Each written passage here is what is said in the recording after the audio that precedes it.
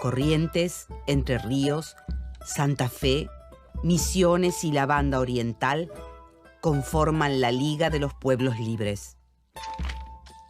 En 1815, en un congreso reunido en Concepción del Uruguay, las provincias federales declaran la independencia de España. Por su parte, las Provincias Unidas, que responden al poder central, declaran su independencia el 9 de julio de 1816, en un congreso reunido en Tucumán.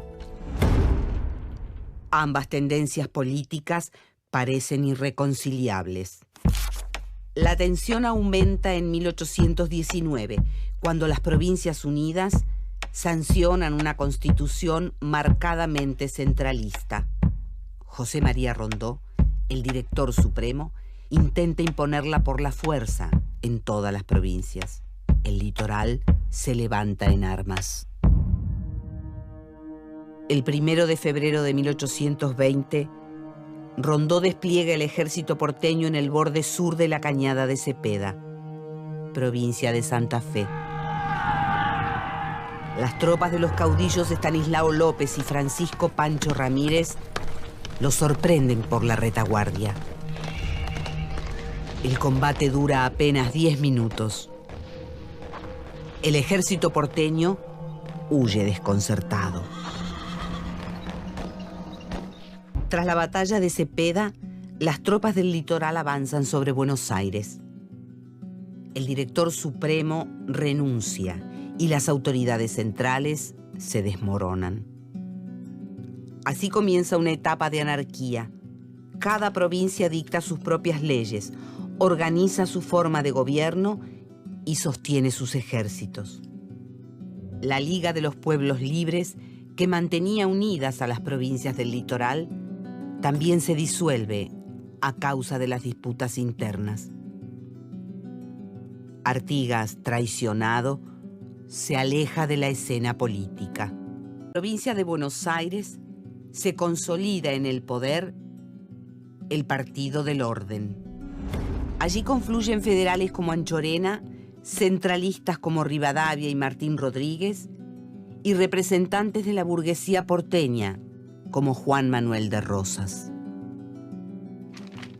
El Partido del Orden consigue iniciar un periodo de paz que permite aprovechar los beneficios de la actividad de los saladeros y la riqueza generada por la aduana porteña. La economía de Buenos Aires crece y la política se mantiene estable. Mientras tanto, las provincias se empobrecen. Durante los años de anarquía, la organización del país continúa siendo una preocupación. En 1824, Buenos Aires convoca un congreso al que acuden representantes de todas las provincias. Allí toman forma y nombre propio los partidos Unitario y Federal.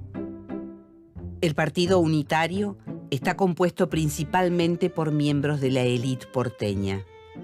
Siguiendo a los antiguos centralistas, sostienen que Buenos Aires debe convertirse en la cabeza de una nación, en donde las provincias no sean más que unidades administrativas.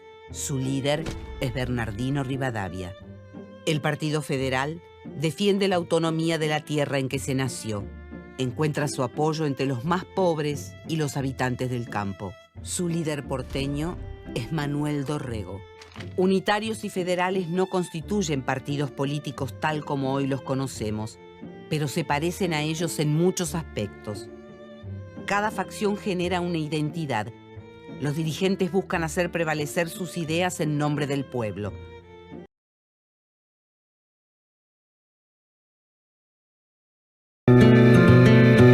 A fines de 1828, el gobernador de Buenos Aires, el federal Manuel Dorrego, es fusilado sin motivo ni derecho a réplica. Enardecido, el pueblo se levanta para vengar la injusta muerte de su líder.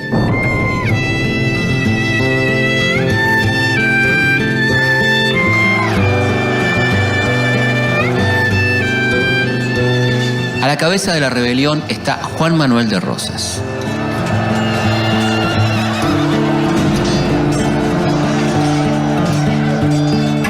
6 meses después del fusilamiento de Dorrego, los federales consiguen la victoria. Rosas acuerda la paz con Lavalle y reflota la Junta de Representantes, que lo declara, hacia fines de 1829, gobernador de Buenos Aires.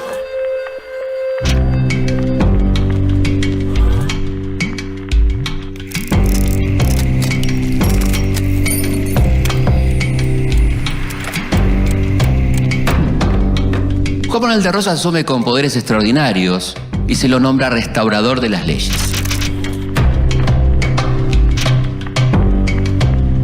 Se consolida en el poder con el apoyo de sectores muy diversos.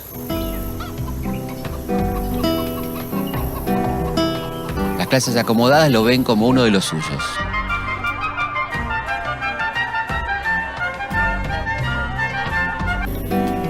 Los sectores populares del campo como un estanciero protector.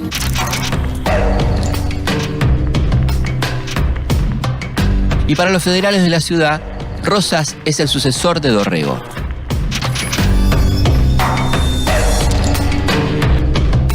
Pero en el interior, la guerra continúa. El general Paz consolida el dominio unitario sobre Córdoba tras derrotar en 2 oportunidades al caudillo riojano Juan Facundo Quiroga.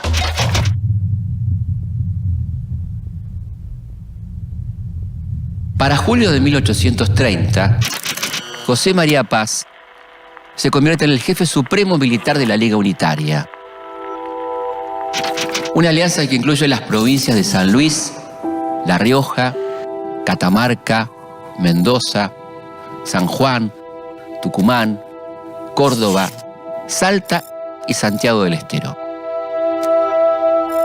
En Buenos Aires, Rosas dedica gran parte de su gobierno a restaurar el orden alterado por la guerra con Brasil y la dictadura de Lavalle, sin descuidar su principal objetivo, llevar el sistema federal a todo el país. Rosas firma con Santa Fe y Entre Ríos el Pacto Federal. Juntas forman una confederación en la que no hay ningún tipo de poder central. Cada provincia es soberana y Buenos Aires solo maneja las relaciones exteriores. Las une un compromiso de defensa. Quien ataque a una de ellas se las tendrá que ver con los ejércitos de las 3 provincias. El Pacto Federal no contempla un control de la economía. El libre cambio permite el ingreso irrestricto de mercaderías y los productos ingleses invaden la región. Pero la verdadera invasión no es a través del comercio. El 10 de junio de 1829, el gobierno argentino crea la Comandancia Política y Militar de las Islas Malvinas.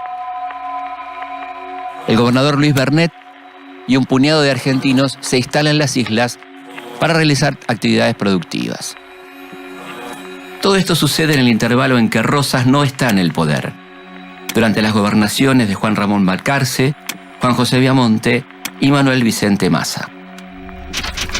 Al enterarse de la noticia, el Reino Unido reflota su interés estratégico por el Atlántico Sur.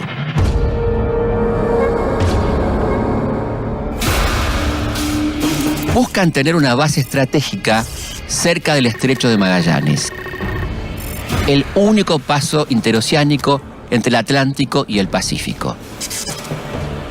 Estados Unidos llega con intereses similares y la tripulación del buque Lexington arrasa Puerto Soledad. Argentina reclama una reparación por parte del país del norte y manda una goleta armada para restablecer el orden en las islas. 2 años después, el gobierno inglés, con apoyo de los Estados Unidos, ocupa las islas. Expulsa a los argentinos y asigna en 1834 a un oficial de la Armada Real para que permanezca allí. Unos años después, en 1841, Gran Bretaña nombra un gobernador y convierte a las Islas Malvinas en una colonia británica.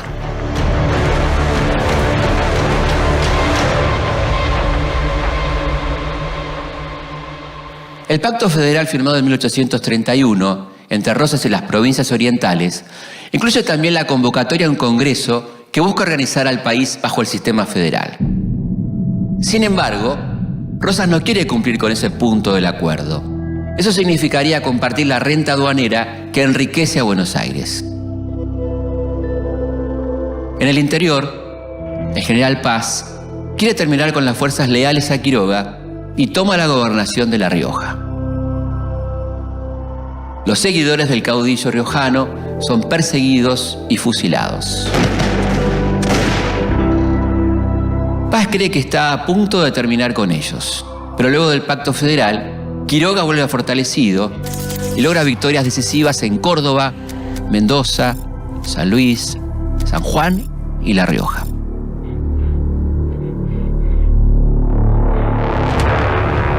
El federalismo no es una facción homogénea. Los temperamentos de los líderes y sus intereses contrapuestos muchas veces los hacen entrar en conflicto. Pero si bien la relación de Quiroga con Rosas tiene idas y vueltas, el vínculo entre ellos nunca se rompe.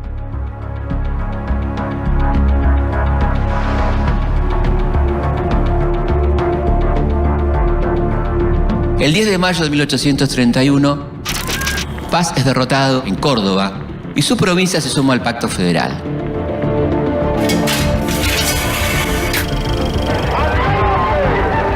Por su parte, en la batalla de la Ciudadela, Quiroga vence a lo que queda del ejército unitario en Tucumán. Y los federales controlan de nuevo casi todo el territorio nacional. Vencidos los unitarios, los líderes federales tienen la difícil tarea de mantener la paz entre ellos.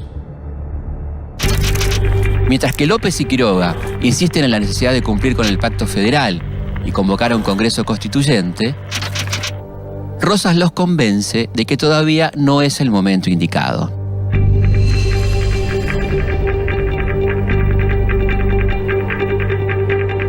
Después de 3 años en el poder, la primera gobernación de Rosas llega a su fin.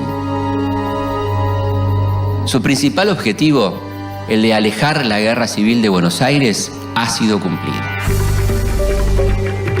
La legislatura porteña le ofrece la reelección, pero como ya había pasado el peligro unitario, ahora le niega las facultades extraordinarias.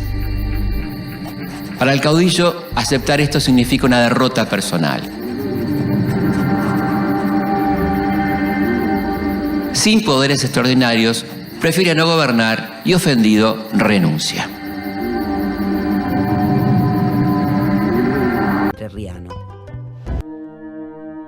El 3 de febrero de 1852, el destino del país se define en una nueva batalla.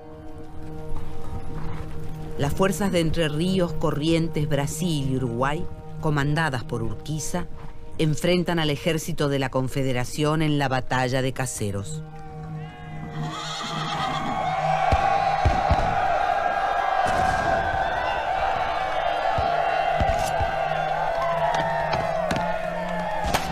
Tras 17 años de gobierno, Rosas es derrotado. El caudillo de Buenos Aires se exilia en Inglaterra, donde vivirá el resto de sus días. Urquiza es nombrado director provisorio de la Confederación y las provincias se reúnen en un congreso constituyente en Santa Fe. Pero los unitarios porteños regresan del exilio y no están dispuestos a someterse a la dirección de un federal. El 11 de septiembre de 1852, Buenos Aires se separa del resto de la Confederación. Ese mismo año, tras 4 décadas de luchas, se sanciona una constitución que es aceptada por todas las provincias, a excepción de la rebelde Buenos Aires. Se establece la forma de gobierno representativa, republicana y federal, pero al mismo tiempo se dota de gran poder al gobierno central. Una vez que Buenos Aires se separó de la Confederación, se produjo en esa provincia un movimiento rural encabezado por Hilario Lagos y con fuerte apoyo popular que empezó el 1 de diciembre de 1852 y puso sitio a la ciudad. Los rebeldes, que apelaban a la identidad federal, se oponían a marchar contra el resto del país y querían que Buenos Aires se integrara a la Confederación. Sin embargo, la ciudad logró resistir el asedio y lo fue debilitando con negociaciones y con dinero hasta que en julio de 1853 el sitio se levantó. Con la derrota de Lagos, Buenos Aires se afirmó como una entidad política independiente del resto de las provincias. Mientras tanto, el Congreso de Santa Fe había sancionado una Constitución Nacional, la de 1853, y en las elecciones triunfó Urquiza como presidente de la nación, lo cual profundizó la división. En los años siguientes seguirían las tensiones entre la Confederación y el Estado de Buenos Aires. El gran problema de la Confederación era la escasez de recursos, mientras que Buenos Aires tenía un puerto que le permitía obtener más ingresos que los de todas las otras provincias juntas. Entonces, 1852 fue un año decisivo porque terminó la larga etapa rosista y comenzó un periodo marcado por los conflictos entre distintos proyectos de organización nacional. Buenos Aires tenía una economía próspera gracias a los impuestos que cobraba la aduana a los productos que se comercializaban a través del puerto de Buenos Aires. El crecimiento económico de la provincia permitió afrontar una serie de reformas en la ciudad que la modernizaron y embellecieron. Se empedraron las calles, se mejoró el alumbrado público en las zonas céntricas cuando se reemplazaron los faroles alimentados con aceite por otros cuya energía provenía del gas. También se fundaron escuelas públicas, se inauguró un nuevo muelle que permitió agilizar la carga y descarga de mercaderías en el puerto, y se embellecieron los espacios públicos.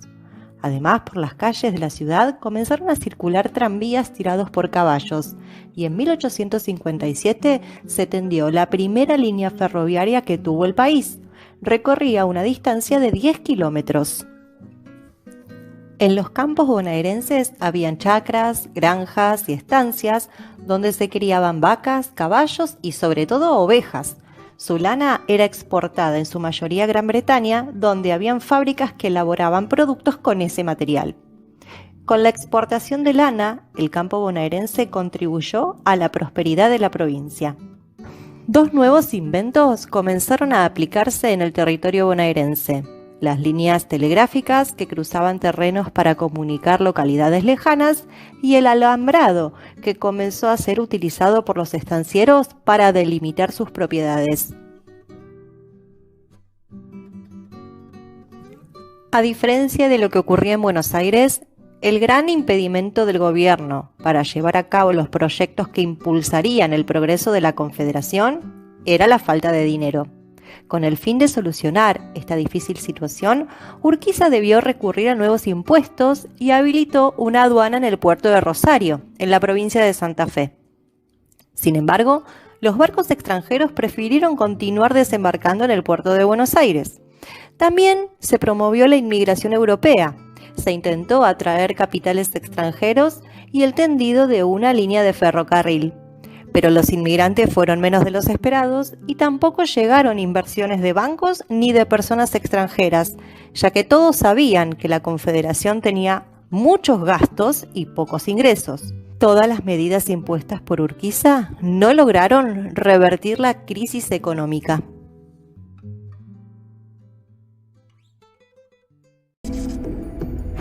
Las diferencias entre Buenos Aires y la Confederación parecen ser irreconciliables. En 1856, el enfrentamiento alcanza uno de los mayores picos cuando la Confederación lanza la Ley de Derechos Diferenciales. Esta ley busca obtener fondos para la Confederación al otorgar beneficios a los buques que lleguen directamente al interior sin pasar por Buenos Aires.